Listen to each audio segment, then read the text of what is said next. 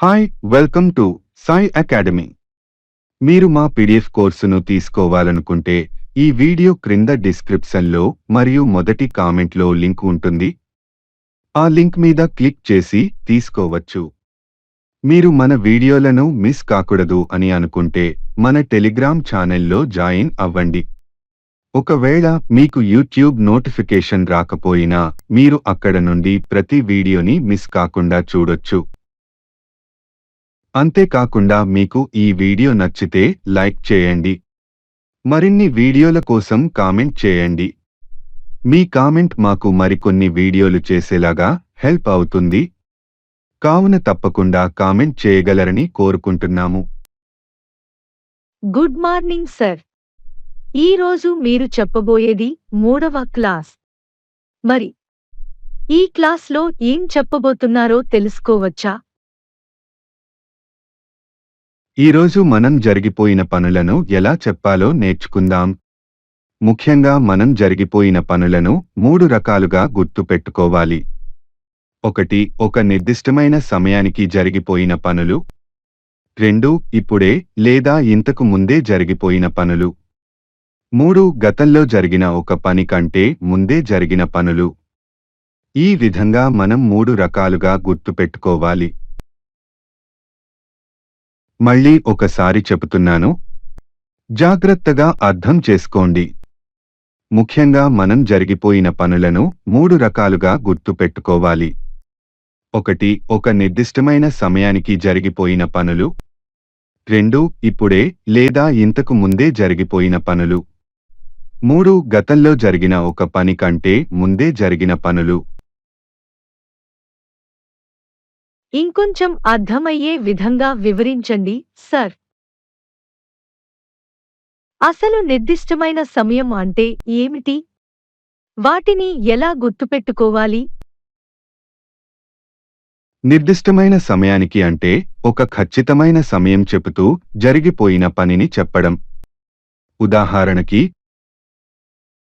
yesterday, the day before yesterday, last night, last week, last month, last year, 2 hours ago, 4 days ago, 3 weeks ago, 5 months ago, 2 years ago, 10 minutes ago, 20 minutes ago.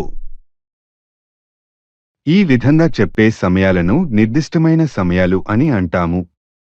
ఈ విధముగా ఈ సమయాలను ఉపయోగించి జరిగిపోయిన పనులను చెప్పడము మొదటి రకము.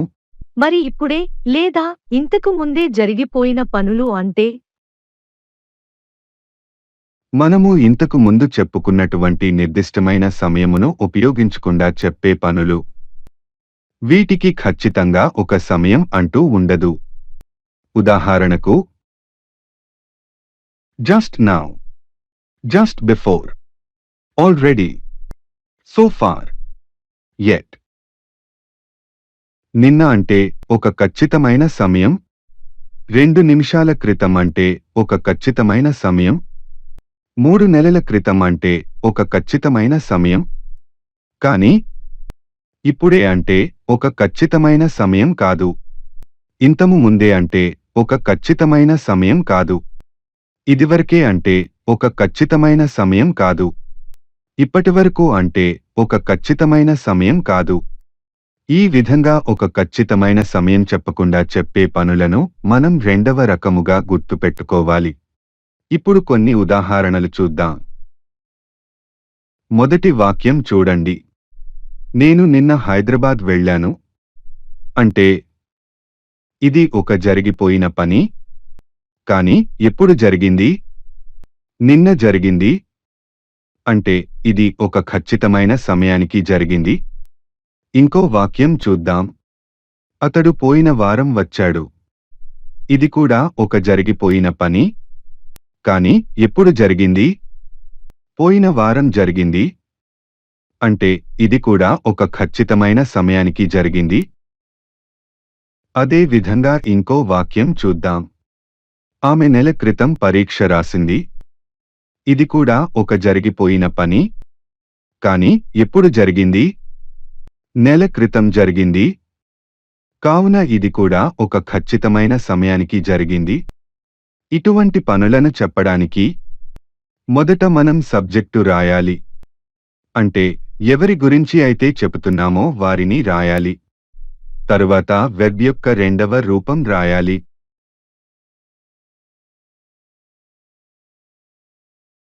ఇప్పుడు ఈ ఉదాహరణలు చూడండి. నేను నా పనిని ఇప్పుడే పూర్తి చేశాను. ఇది ఒక జరిగిపోయిన పని. కానీ ఎప్పుడు జరిగింది? ఇప్పుడే జరిగింది. అంటే ఇది ఒక ఖచ్చితమైన సమయాన్ని చెప్పడము లేదు. ఇంకో వాక్యం చూద్దాం. అతడు ఇప్పటివరకు నిద్రపోయాడు. ఇది కూడా ఒక జరిగిపోయిన పని. కానీ ఎప్పుడు జరిగింది? ఇప్పటివరకు జరిగింది. అంటే ఇది కూడా ఒక ఖచ్చితమైన సమయాన్ని చెప్పడము లేదు. అదే విధంగా ఇంకో వాక్యం చూద్దాం. ఆమె ఈ మధ్యనే పరీక్ష రాసింది. ఇది కూడా ఒక జరిగిపోయిన పని. కానీ ఎప్పుడు జరిగింది? ఈ మధ్యనే జరిగింది. కావున ఇది కూడా ఒక ఖచ్చితమైన సమయమును చెప్పడం లేదు. ఇటువంటి పనులను చెప్పడానికి మొదట మనం సబ్జెక్టు రాయాలి. అంటే ఎవరి గురించి అయితే చెబుతున్నామో వారిని రాయాలి. తరువాత ఆ సబ్జెక్టును బట్టి హావ్ లేదా హాస్ ఉండాలి. ఆ తరువాత వెర్బ్ యొక్క మూడవ రూపం అంటే వి3 ఉండాలి. ఇప్పుడు ఈ రెండు పద్ధతులను ఉపయోగించి మనం ప్రతిరోజు ఉపయోగించే కొన్ని వాక్యాలను నేర్చుకుందాం. We met them yesterday. We met them yesterday. We have met them recently. We have met them recently. They came here 2 hours ago. They came here 2 hours ago. They have come here just before. They have come here just before. Yesterday, he cut his finger. Yesterday, he cut his finger. He has cut his finger just before. He has cut his finger just before. He went to the hospital 2 days ago. He went to the hospital 2 days ago. He has gone to the hospital now. He has gone to the hospital now. I read an interesting book last night. I read an interesting book last night. I have read an interesting book just before. I have read an interesting book just before. We were good friends in 2010. We were good friends in 2010. We have been good friends since 2010. We have been good friends since 2010. They bought a new house last month. They bought a new house last month. They have bought a new house recently. They have bought a new house recently. We reached there 2 minutes ago.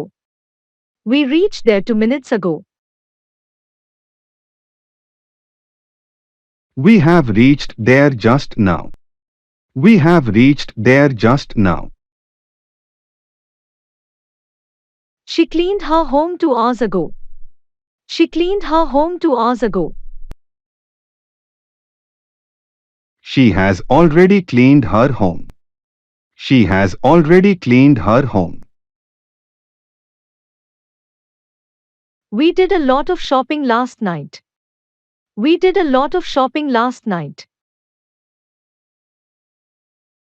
We have done a lot of shopping now. We have done a lot of shopping now. Ashok came home very late last night. Ashok came home very late last night. Ashok has come home early now. Ashok has come home early now. I forgot my wallet at home yesterday. I forgot my wallet at home yesterday. I have forgotten my wallet somewhere now. I have forgotten my wallet somewhere now. We watched a movie last weekend. We watched a movie last weekend. We have watched a movie just now. We have watched a movie just now. The rain stopped an hour ago. The rain stopped an hour ago.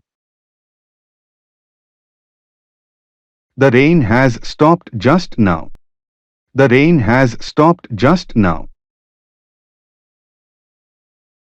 I finished my work at 5 o'clock. I finished my work at 5 o'clock. I have finished my work just now. I have finished my work just now.